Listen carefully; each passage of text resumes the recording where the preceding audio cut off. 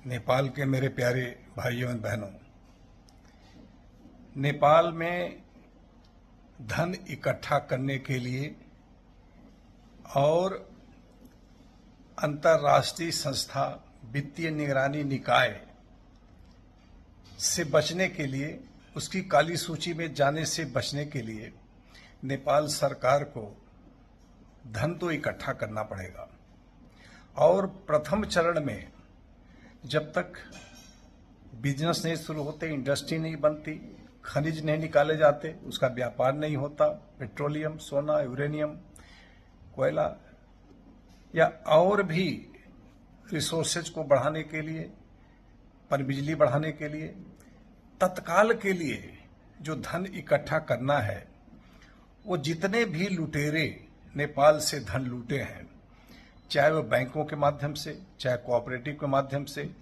चाहे पॉलिटिक्स में रह के मंत्री बन करके, प्रधानमंत्री बन करके, या अधिकारी बन करके, या सेना में रह करके, या प्रहरी, सशस्त्र प्रहरी, अख्तियार या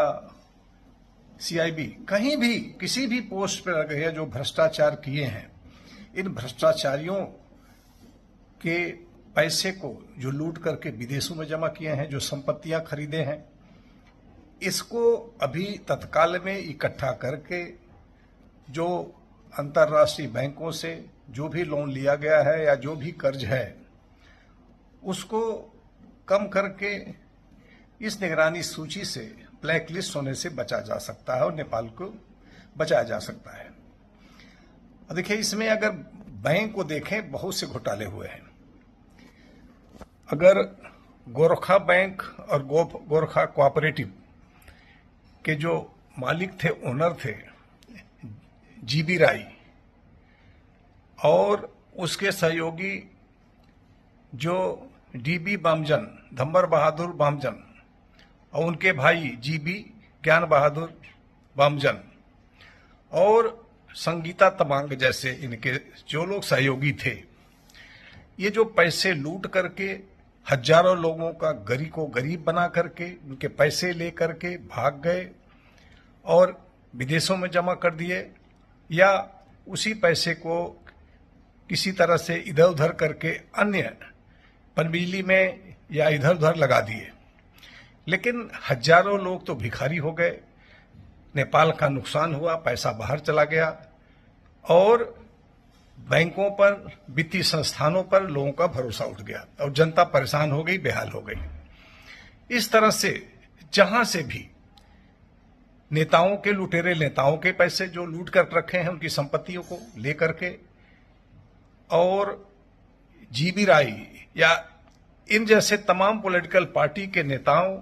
और तमाम इनके कार्यकर्ताओं द्वारा जो कोऑपरेटिव बना करके पैसे,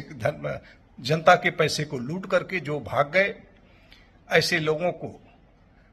गिरफ्तार किया जाए, उनकी संपत्तियां जब्त किया जाए, राष्ट्रीयकरण किया जाए, उसको बेच करके कर्ज को पटाया जाए, और नेपाल के वित्तीय जो घोटाले हुए हैं या जो वित्तीय फेल्योर है, जो फाइनेंशियल फेल्योर होने जा रहा है,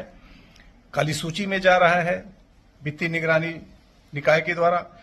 ऐसे नेपाल को बचाया जा सकता है। नेपाल के मेरे प्यारे भाइयों और बहनों, जीबी राय मलेशिया में जाकर छुपा है, उसका सहयोगी भी किसी तो कोई इधर उधर भाग रहे हैं, छुपे हुए हैं। जीबी राय बर्थडे मना रहा है मलेशिया में, लेकिन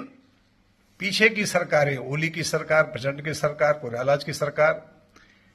इस तरह से लुटेरों से साठगांठ कर करके उनका साथ दिया, उनको नेपाल में चोरी चोरी आने दिया और अपने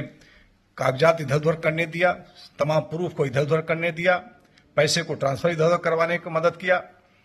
इसलिए मेरे प्यारे भाई और बहनों, और विशेषकर मैं आज की बालन शाह की सरकार को मैं कहूंगा कि वो इस तरह से तत्काल में धन अर्जित करें, और जो भी विदेशी व्यापारी नेपाल में आके बसे हैं, बहुत से घराने हैं, इन लोगों ने नेपाल को खूब लूटा और इस पैसे को नेपाल में न लगा करके अब विदेशों में भेज रहे हैं, विदेशों में जमा कर रहे हैं, कि उनको डर हो गया है कि सरकार शायद उन पर भी हथौड़ा चलाएगी। इसलिए मेरे प्यारे भाई और बहनों, आप अपनी सरकार को कहिए कि अपने वित्तीय इस दुर्दिन को जो आने वाले काले समय को सब जनता को बचाने के लिए, देश को बचाने के लिए, देश के फाइनेंसेस को ठीक करने के लिए ये कदम उठाए और इससे लुटेरों की संपत्तियों को उनको राष्ट्रीयकरण करे, उनकी जितने भी बैंक में कहीं भी पैसा है विदेशों से उसको लाने का प्रयास करे और इस वित्तीय घाटे को इसको बराबर करे। मेरे प्यारे भाइयों और बहनों, आज इतना कहना था। जय नेपाल, जय भारत, नमस्कार, धन्यवाद।